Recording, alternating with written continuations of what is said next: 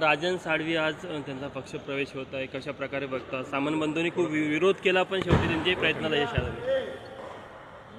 हे आता ज्या पक्षाने आपल्याला मोठं उपनेता केलं, आमदार केलं 2-2, 3-3 चांगले आहेत. राजन साळवी म्हणजे एक चांगली व्यक्ती आहे, परंतु शेवटी पक्ष सोडणं हे कधी चुकीचं आहे. निवडणुकीतल्या एखाद्या पराभवामुळे पक्ष सोडणं हे तर सगळ्यात महत्त्वाचं चुकीचं आहे. आदित्य ठाकरे दिल्ली दौऱ्यावर जात आहे. आज शरद पवारांची भेट घेणार का अशी चर्चा आहे, कारण की ज्या पद्धतीने काल नाराजी व्यक्त केली होती ते शिंदेच्या स्वागतानं याच्यानंतर. मग नाराज व्यक्त केल्यानंतर पुन्हा भेटायला कशाला जायचं? मला नाही वाटत असं काही त्या कामाला ते भेटायला जातात. स्वतंत्र काम असेल आदित्य साहेबांचं. इंडिया आघाडीच्या पदाधिकाऱ्यांना भेटणार आहे अशी चर्चा आहे. भेटतील ना, चांगली गोष्ट आहे ना, कारण शेवटी इंडिया आघाडी टिकली पाहिजे. भारतीय जनता पार्टीला एकत्रित विरोध केला पाहिजे, या सगळ्या भूमिका तर केल्याच पाहिजे. राजन साळवी यांच्या शिंदेगडात पक्षप्रवेशामुळे शिवसेना ठाकरेगडावर काही परिणाम होईल असं वाटतं कोकणात?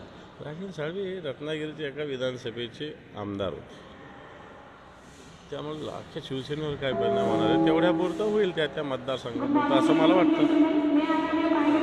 नितेश राणेंनी म्हटलं की मदरशामध्ये देशविरोधी कारवाया चालतात, ते बंद केले पाहिजे अशा पद्धतीचं आव्हान त्यांनी. कोणी बंद केलं पाहिजे? जरा नितेश राणेला सल्ला द्या म्हणा. देशात तुमचं सरकार आहे, राज्यात तुमचं सरकार, कोणी बंद केले पाहिजे हे जरा तुम्ही सल्ला द्या म्हणा नितेश राणेंना. चौकशी केली पाहिजे त्यांनी असं म्हटलं. हे पण सरकार केंद्रात आणि राज्यात तुमचं आहे ना, तर कोणी केली पाहिजे चौकशी?